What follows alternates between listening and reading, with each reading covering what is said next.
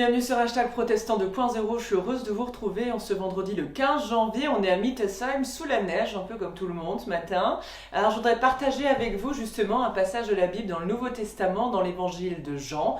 On est au chapitre 10, dans les derniers versets. C'est un passage en hiver. Voilà ce qui arrive à Jésus. C'était l'hiver et l'on célébrait à Jérusalem la fête de la dédicace. Jésus venait dans la galerie à colonnes de Salomon au temple. Les Juifs se rassemblèrent alors autour de lui et lui dirent « Jusqu'à quand vas-tu nous maintenir dans l'incertitude ? Si tu es le Messie, dis-le-nous franchement. » Jésus leur répondit « Je vous l'ai déjà dit, mais vous ne me croyez pas. Les œuvres que je fais au nom de mon Père témoignent en ma faveur. Mais vous ne me croyez pas parce que vous ne faites pas partie de mes brebis.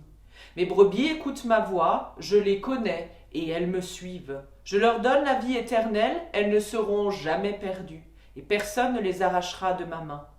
Ce que mon Père m'a donné est plus grand que tout, et personne ne peut pas arracher de la main du Père quoi que ce soit.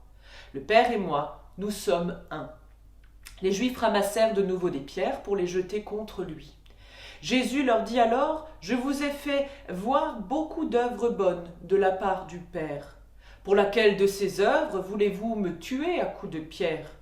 Les Juifs lui répondirent « Nous ne voulons pas te tuer à coups de pierre pour une œuvre bonne, mais parce que tu fais insulte à Dieu. Tu n'es qu'un homme et tu veux te faire Dieu. » Jésus répondit « Il est écrit dans votre loi que Dieu a dit « Vous êtes des dieux. » Nous savons qu'on ne peut pas supprimer ce qu'affirme l'Écriture. Or Dieu a appelé Dieu ceux auxquels s'adresse sa parole.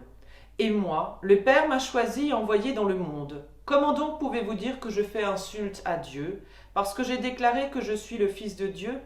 Si je ne fais pas les œuvres de mon Père, vous ne me croirez pas. Mais si je les fais quand même, vous ne me croiriez pas. Vous croyez au moins à ces œuvres, afin que vous sachiez, une fois pour toutes, que le Père vit en moi, et que je vis dans le Père. Alors, voici donc des signes que Jésus nous propose, qu'il accomplit dans le monde, mais pourquoi faire ? C'est étonnant, car ce qui semble évident pour les uns va laisser les autres dans la perplexité, dans l'incertitude totale. Peu importe ce que Jésus va répéter, peu importe les miracles qu'il a accomplis durant son ministère, on peut discuter, on peut essayer de prouver ce qu'on veut, ça ne marche pas. Les miracles ne sont des signes que pour ceux qui croient, justement. Ils peuvent renforcer la foi, mais pas la provoquer. Alors Jésus les invite à croire de tout leur cœur et à ne pas s'aveugler, mais à ne pas rester dans cette ombre. C'était l'hiver et Jésus s'adressait à ceux en qui il croyait, lui le Fils de Dieu. Alors au cœur de l'hiver, je vous propose de persévérer avec foi dans la prière. Et pour ce jour, le livret de la Société luthérienne nous propose cette prière d'Anselme Grune pour aujourd'hui.